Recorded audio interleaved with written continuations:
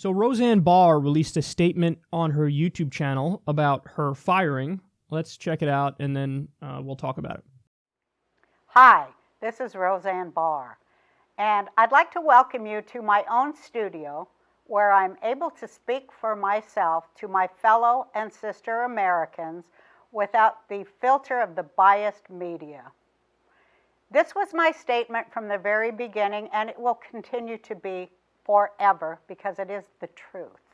When ABC called and asked me to explain my egregious and unforgivable tweet, I told them I thought Valerie Jarrett was white. And I also said, and I'm willing to go on The View, Jimmy Kimmel, or whatever other show you want me to go on and explain that to my audience.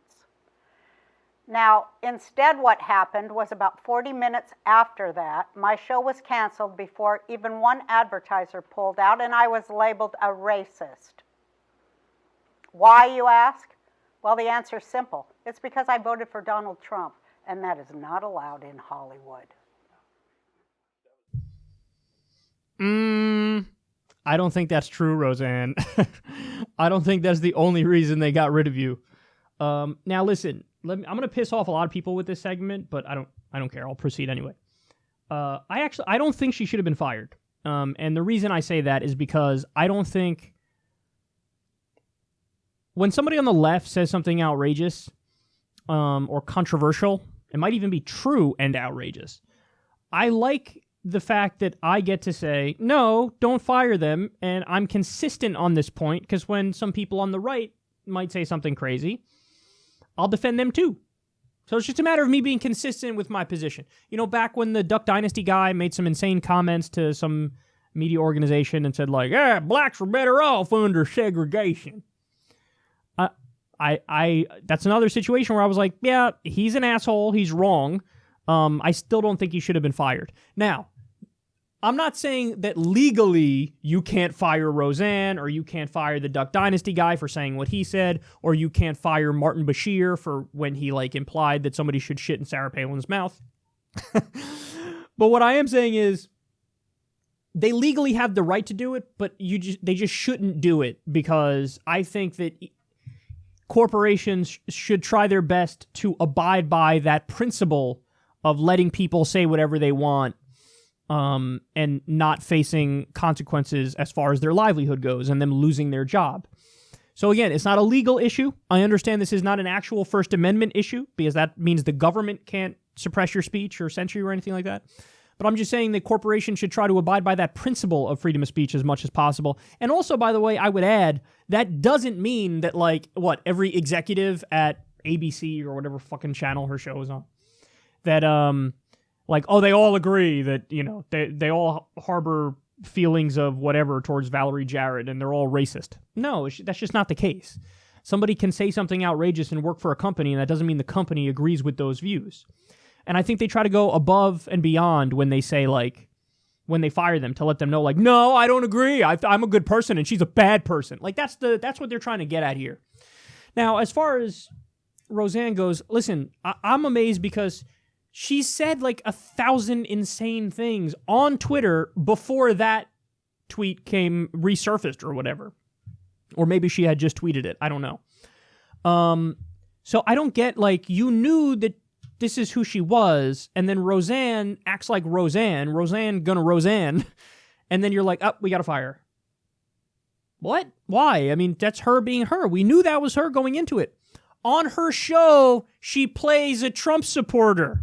So in real life, she acts too much like a Trump supporter, and then you fire her? But then that's the other part of it. She mentions, oh, it's only because I'm a supporter of Donald Trump. No, it's not only because of that, because they gave you the show under the premise that you're a Trump supporter. It was that, plus they didn't like that tweet. So there's no, there are a lot of Republican, people in Hollywood, pro-Trump people in Hollywood. Granted, it's a minority. I don't know if it's 10% or 20%, or maybe at most 30% of people in Hollywood, probably closer to 10 or 20. But, they have jobs, and they're not all getting fired because they support Trump. So it's just not true to say, oh, it's only because I support Trump. No, it was because of that tweet They didn't like that tweet. Now, again, I don't agree with them that they should have fired you over that tweet, but it is because of that tweet. That is why they fired you. And then, listen, the other portion of this is, I don't believe her when she says Valerie Jarrett, I thought she was white. The reason I don't believe her is, it's not that it's impossible to look at Valerie Jarrett and think for a second she might be white. You actually can think that. But it's the fact that about Susan Rice, she said she looks like a man with big swinging ape balls. So there's a trend here. There's a pattern here. Powerful black women, and you keep feeling a need to compare them to looking like monkeys. That's not cool. That's not. And by the way, this is one of those issues where there is a context and a history associated with that. That's why there's outrage when you compare a black person, man or woman, to a monkey versus a white person. The white person, nobody cares. Like George W. Bush. Oh my God, he looked like a monkey. Here's a picture of a monkey next to him. Nobody cares. Why? Because that wasn't historically used during Jim Crow and segregation and slavery to demonize and dehumanize a race of people.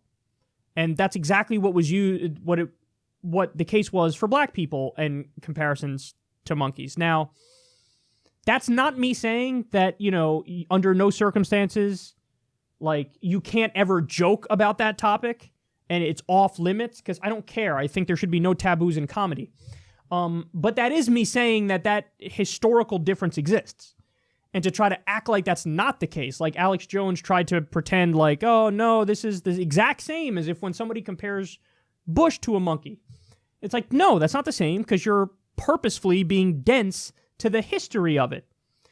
Now, what you do with that information once you acknowledge the history is something different. Like, I acknowledge the historical difference, but then I also say, I don't do any joke policing, so it's still all systems go. You could joke about whatever you want to joke about. As long as it's funny, you can get away with it. People joke about pedophilia. People joke about 9/11. You can joke about anything as long as it works, So I'm sort of like a joke absolutist or free speech absolutist on this front. But at the same time, that doesn't mean we need to be disingenuous and try to pretend like it's the exact same thing when you compare a white person to a monkey or a black person to a monkey. So that's my whole take on that. But I don't believe she was just fired because she's a Trump supporter, because she was a Trump supporter before that. And she had the show. She got the show under the premise she's a Trump supporter. It really was because of that tweet. Now, I wouldn't have fired her over that tweet, but that is why they did it.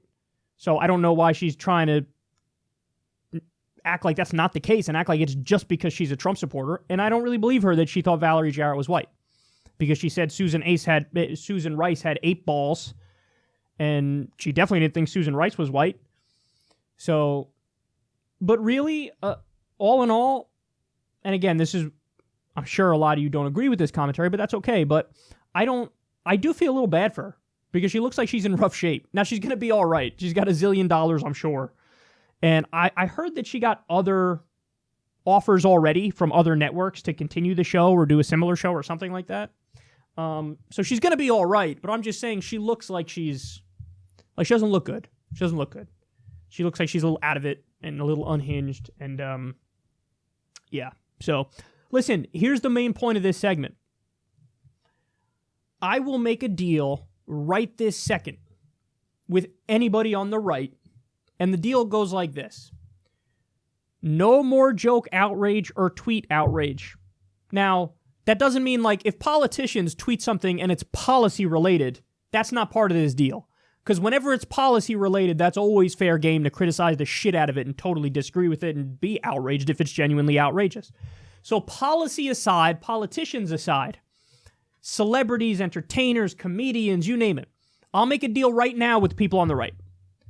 And that deal is, you guys let it fucking go if there's somebody on the left that makes a joke that you're outraged by. Okay? You let it the fuck go, and I will let it the fuck go whenever it's somebody on the right who makes a joke that everybody's outraged by. That's my deal. That's my deal.